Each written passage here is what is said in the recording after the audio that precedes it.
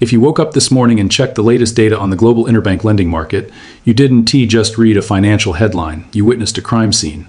You watched in real time as an entire monetary system was executed, shot in the head, and left to bleed out on the pavement. If you think this is just about a few banks failing or one dictator getting arrested, you are missing the most important financial lesson of your lifetime. Because what happened between the 7th of January and the 10th of January 2026 is not a tragedy. It is a blueprint. It is the final exam that most of the world is about to fail. The families who passed this test, the ones who aren't tea eating out of garbage cans right now, they all did the same thing. They held physical metal, they held silver, they held gold. They ignored the government, they ignored the banks, and they survived. While everyone else who trusted the system saw their life savings evaporate in 48 hours, these survivors saw their wealth preserved. This is not just a story about one country, it is a global story, because every institution that lied to the people in the past is the same institution lying to you right now about the dollar and the safety of your bank account. The IMF, the World Bank, and the Federal Reserve all watch the system burn. And as of 72 hours ago, the world is watching the final act. There is a silent panic spreading through every central bank on this planet because they know that when the music stops and the printer breaks, the only thing that survives is the metal. This panic is about to create the greatest liquidity cascade into physical silver we have seen since 2020. Let me show you the crime scene. On the 8th of January 2026, at 11:47 p.m., a major currency officially ceased to function as a currency. Not just hyperinflation, but complete systemic rejection, where gas stations and grocery stores stopped accepting it entirely. If you had 1 million units in a savings account on the 7th of January, worth nearly $30,000 at the official rate, by the 9th of January, that same account was worth less than $3. You could not buy a loaf of bread, you could not buy a gallon of gas. But the families that survived are all saying the same thing. They sold their paper for silver coins years ago and buried them. When the collapse came, they dug them up, crossed the border, and traded them for hard currency. This is happening right now, and it is the final lesson. The algorithm is trying to bury this data because it exposes the lie your government is selling you about fiat currency. You need to understand that every fiat currency in human history has eventually gone to zero.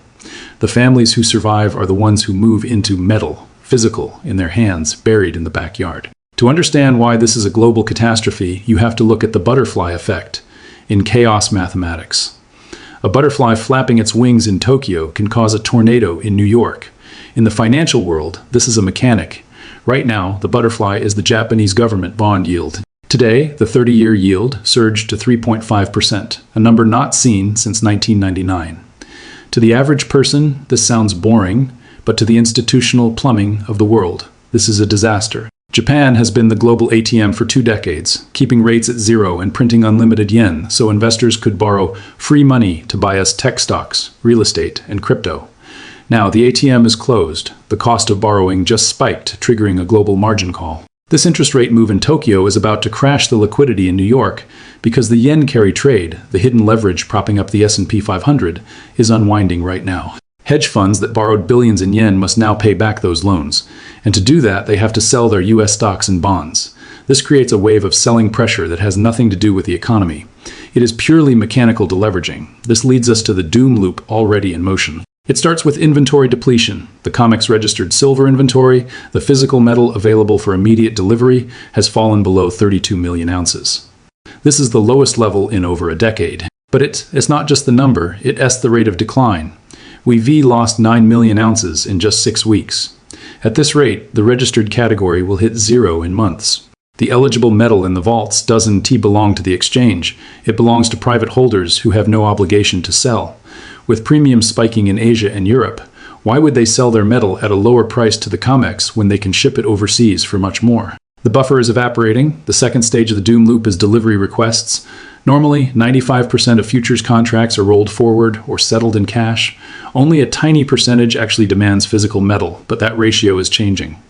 Recently, demand for delivery has doubled. If 15% of open interest stands for delivery, that represents 120 million ounces of physical demand. You cannot deliver 120 million ounces when you only have 32 million in the warehouse. The exchange will default, declare force majeure, and settle in cash. When that happens, confidence in the paper market vanishes. The COMEX price becomes meaningless because nobody trusts they can actually get metal at that price. This is why Morgan Stanley's commodity trading desk just issued an internal memo that was never supposed to leave the building. It says 3 words, exit all positions. They are advising their institutional clients to close all silver futures, options, and swaps before month. And they aren't suggesting it, they are demanding it. This is not a recommendation, it is an evacuation order. When a bank with trillions in assets tells its traders to exit instead of rebalance and puts a hard deadline on it, that's not risk management, that's panic. They realize they are sitting on a ticking bomb, and they have days to get clear before it detonates. The bank itself is reducing its own proprietary exposure to zero and will not accept new silver-related business. This is the nuclear paragraph. They are admitting they are exiting the market entirely. Why would Morgan Stanley do this? Because their risk models show a high probability of a catastrophic event before month end. They see the real time order flow, the supply-demand dynamics, and where the system is breaking. They are seeing the counterparty risk that nobody is talking about. The massive silver derivatives market traded between institutions. The entities that are short, the ones who sold silver they don't, are starting to show signs of stress. Banks are desperate for collateral and overnight funding. Morgan Stanley doesn't want to be in the room when the cascade starts. They are getting out before the contagion reaches them. They are covering their legal liability by sending the memo, creating a paper trail that shows they warned everyone. While you watch this unfold, China is making its move. While official numbers say they bought 300 tons of gold, independent analysts estimate they actually imported over 1,500 tons in 2024 alone. They are hiding their accumulation through state-owned enterprises because they know the dollar is vulnerable and the Western system is over-leveraged. Furthermore, China controls 60% of global silver refining capacity. In 2024, they exported 30% less silver than the year before. They are stockpiling it and restricting exports. If China decides to ban silver exports entirely, the Western physical market will collapse overnight. The US and Europe do not produce enough silver to meet domestic demand. We are dependent on Chinese refining. If that supply is cut, the premium on physical silver in New York and London will go to 200% or 500% over spot. The paper price on your screen is lying to you. The spot price is the price of a contract, a promise. The real price is what you pay for a physical coin in your hand. When the gap between the paper price and the physical price explodes, that is the early warning signal of a liquidity cascade. We saw this in March 2020. The spot price was $12, but physical coins were $25 because there was not enough metal to go around. Now, with the collapse of major emerging markets, every investor is asking if their currency is next.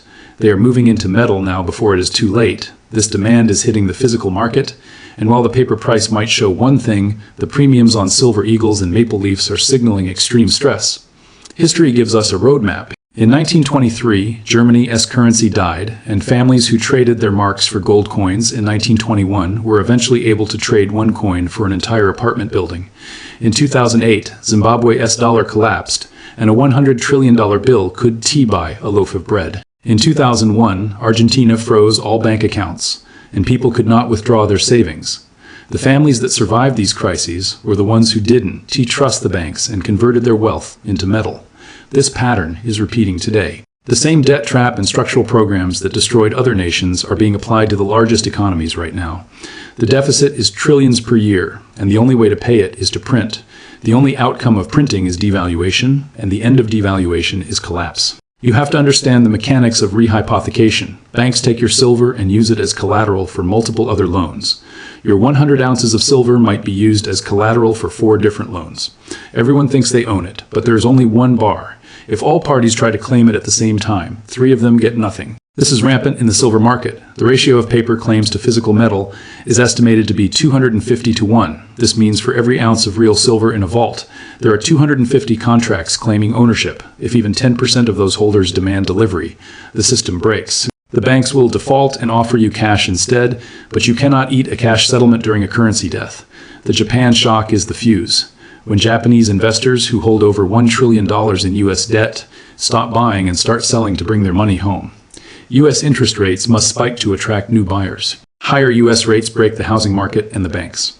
This forces the Federal Reserve into a corner where they have only one option: yield curve control. They will have to print infinite money to buy the bonds that Japan is selling to keep rates from rising. This is the ultimate surrender. It means the central bank has given up on fighting inflation to save the government from insolvency. This destroys the value of the dollar and sends capital fleeing into hard assets like silver. What should you do right now?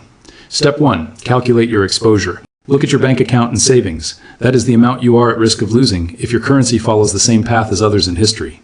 Step 2. Decide your allocation. Survivors in previous collapses wish they had converted 30 to 50% of their savings into metal years before the end. Step 3. Buy physical. Do not buy paper ETFs or futures contracts. Buy coins or bars, something you can touch. Step 4. Store it securely, not in a bank or safety deposit box, but in your home or somewhere hidden only. Step 5. Tell no one. Operational security is critical. The countdown has started. The exits are being jammed. You have been given the intelligence that most people will only read about in history books after the crash. Use the advantage of being early. In markets, being early and being right looks the same as being wrong, until suddenly it does. See, the people who were early become very wealthy, and the people who waited become very poor.